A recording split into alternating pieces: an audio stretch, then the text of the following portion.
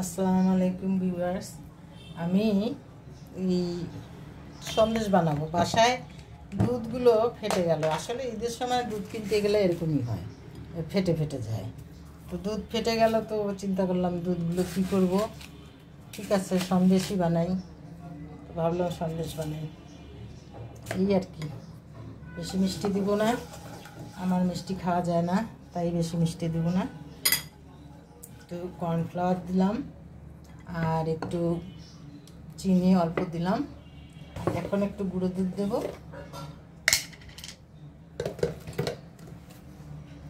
অল্প গুঁড়ো দুধটা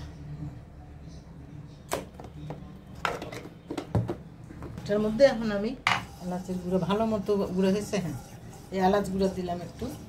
সন্দেশে যে একটু এলাচ গুঁড়া দিতেই হয়। এই আর কি, 2 দিনের আমার 2 কেজি আর ওই ছানা আর কি।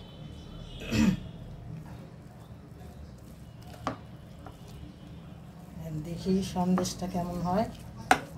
আর যেটা আমি বলতে চাচ্ছি যে আমরা যারা মহিলা, যাদের আমাদের ঘরে যাদের মেয়ে আছে আর কি, তাদেরকে আমি তাদের জন্য এই মেসেজ, যে তারা যেন, আমরাও নিজেরাও মহিলা, আর আমাদের মেয়েকেও আমরা যেন ওইভাবে তৈরি করি, শ্বশুরবাড়ি যেন হিংসি না করে, তারপরে নিজেরটা এত না বোঝে, যেন শাশুড়ির সাথে ভালো সম্পর্ক থাকে, ননদদের সাথে ভালো সম্পর্ক থাকে।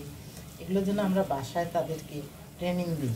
তা না হলে যে এই যে শুনি কতজনের কত কিছু, কত ঘটনা।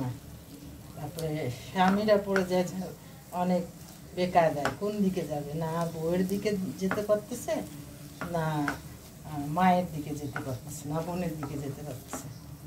এই হলো অবস্থা।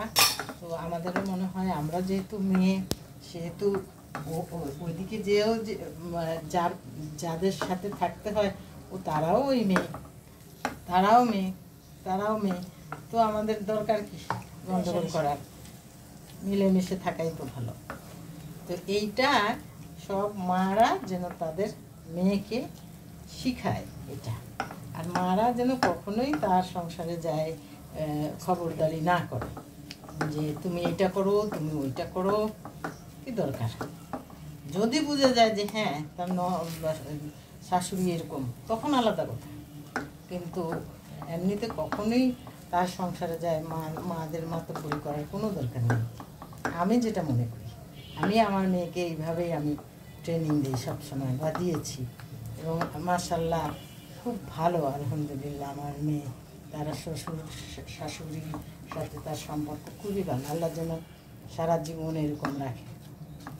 আমি আমার মেয়েকে এটাও বলছি যে আমাকে তোমার ফোন দিতে হবে না, আগে তুমি তোমার শাশুড়িকে দিতে। এমন না যে আমার মেয়ে অশিক্ষিত, আমার মেয়ে ইংল্যান্ডে পড়াশোনা করে, সে সায়েন্টিস্ট, সে খুব ভালো চাকরিও করে, কিন্তু সে তার শ্বশুরবাড়ির সাথে তার খুব ভালো সম্পর্ক। তারা মা ছাড়া তাকে কিছুই ডাকে না। নিজের মেয়ে একদম নিজের মেয়েই মনে করে, আমার থেকে বেশি। তো এরকম আমার মনে হয় প্রত্যেকটা মায়ের করা উচিত। এখন ছানাটাকে এই মানে এটা তো এখন ইয়ে হয়ে গেছে, এই সন্দেশ হয়ে গেছে।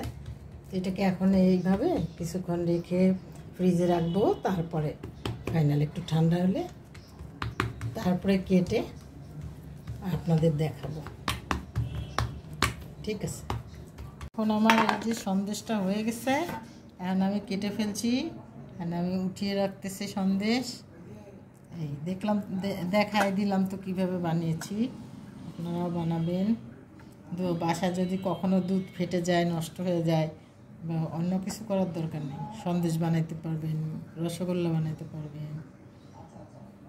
এই হলো আমার সন্দেশ। তো ঠিক আছে, ভালো থাকেন সবাই। আর আমাকে লাইক, কমেন্ট, শেয়ার করে আমার পাশেই থাকবেন, আমার পেজের পাশেই থাকবেন সবসময়। আল্লাহ হাফেজ।